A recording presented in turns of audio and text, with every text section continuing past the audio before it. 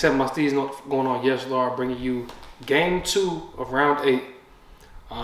This one was between the Kilda Saints and the Fremantle Dockers. Coming into this game, Saints have been sliding on a 3-game losing streak, man. Definitely seem to have lost form and lost everything that they built on the early portion of the season when they were looking good, especially like after beating Geelong, which was a pretty good win to have on their resume. And Fremantle, man, I really expected this game to just be a slow game, bro, considering really just by how Freo plays the game. They seem to limit possessions, and, you know, they play a slow game. So I didn't expect, given the form of the Saints and also just Fremantle's style of footy, I expected this to be a slower game. I wasn't necessarily expecting it to be as competitive as the first game this week, which wasn't by any means the great game, but it was still at least competitive and down to the wire. And Fremantle made sure that this game here was not competitive, bro. They scored. They were just struggling, bro. We've lauded Fremantle's ball movement at times this season, saying how they got crisp ball movement, they look good, and this was not the case this game at all, bro. Like, Saints, I will give the Saints credit to their team defense. I think they did a great job locking in, but at no point, bro, should you have one goal at halftime, bro. They had 2 goals at 3/4 time, so they were just struggling the whole night, bro. And they may have scored a couple goals in the 4th quarter, but I don't really want to hear that shit. The game was way over by then. Saints, through in the first quarter, so the first quarter, it really was a slow burn for both teams, to be honest. You know, teams were going inside 50. It was always a free kick given up by the offense, so the defense ended up winning the ball and walked right out of D50. That went for both sides, or it was just an intercept mark taken, so it wasn't really too much going on early on, but Fremantle decided to keep that trend going the whole game. The Saints ended up getting going. By halftime, Saints were whooping their ass, some ground balls and inside 50s and clearances, and you name it, man. Saints were winning it. And Freo just was not creative with the ball movement at all, bro. They just seemed to be wanting to play one-on-one footy and didn't have like team support as far as like overlapping handballs and in order to catch the defense off guard. And Saints were just happy to just play the team defense that they were and able to just sit behind the ball and not even have to really do much, to be honest. Like, most of the balls going forward, like if I was Josh Tracy, and I've been giving Josh Tracy some credit this season, saying he's one of the top 4 key forwards in the league this year, and he just really didn't get much opportunity at all. He's always just facing a bomb forward, and he's got to go 2-on-1, or he's just got to go without any class. The footy coming in without any no lace out kicks or anything like that, bro. So it was probably a frustrating night for him. If you asked him, I'm sure he would, if there were no cameras and it wouldn't be reported, he would say that it was some bullshit. The first quarter, Caleb Sarong only had like 2 possessions, and really the whole midfield in general by Freo really just got smoked, bro. Brayshaw didn't look as good as he usually does. Hayden Young suffered a hamstring injury again, so he was subbed out. And so even when he was there, though, the midfield was just getting smoked regardless, bro. Jack Steele looked good this time.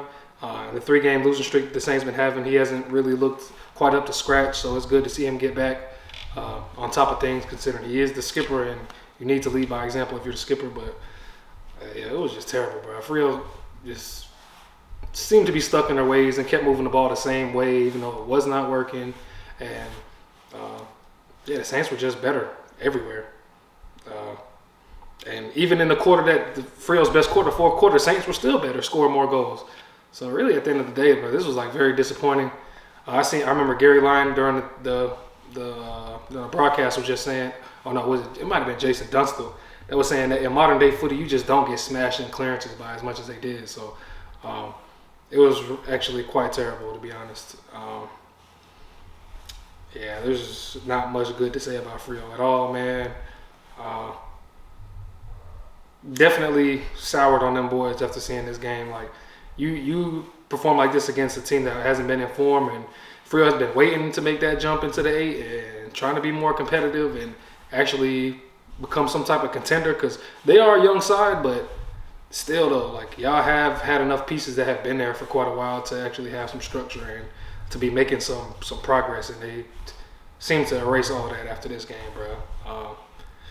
As far as the Saints go, though, like they have been without Max King and Matthias Philippou was supposed to come back this game, but he suffered a setback. But the forward line was still straight though for the Saints. Anthony Caminiti and Cooper Sharman, I'll say particularly. I think he had 4 goals, but he's been holding it down while Max King's been out. So I kind of like what he's been bringing to the Saints. Mitch Owens, ever since Mitch Owens came back, he's been decent. His first game back from injury this season, he had made an impact, and he's important to them considering he plays in the ruck at times too. So overall, just a good win for the Saints. They didn't have the highest scoring like first half or anything like that, but they were just strangling the possessions out of Frio. Frio just seemed to be so patient with the ball. Like they were just kicking back into defense, retreating, not moving forward. Like the meters gained just didn't seem like it was there. The handballs weren't damaging, the kicks weren't damaging. And it's just like at some point, bro, you have to go, bro. You can't just keep kicking it back and forth between the defense. And you're not going to make any progress that way. You're not about to put any pressure on the defense that way. And if anything, you let the defense get set and think their way through what you're trying to do. So it was just quite terrible, man. I don't think I have really much more to say about this. It was a good win for the Saints coming back after Ross Lyon gave them boys a spray last week.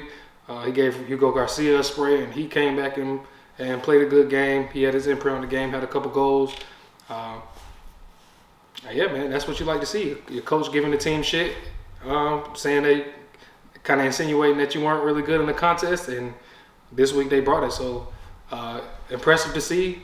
The coaching works, and the team responded, and that's what you like to see. But yeah, man, that's really all I got for this game, bro. There's really not much more you can get into what Frio did wrong, bro. But yeah, man, we got a whole slate of games coming up tonight. Got 4 games, I believe. Most importantly, the Carlton game. You already know. But yeah, man, if you have any other things to add to this game that you've seen, if you were not quite paying much attention to this game, I don't blame you. We already knew the Saints were going to win a long time ago. They were up by 30. And when Frio only has 7 points, you know they're not about to make up that deficit, man. Not out of nowhere. So like, comment, subscribe, all the YouTube shit, man. Check out the games tonight. We're going to be live. Make sure you tune in, man. We're about to have a good time, man. Yes, sir.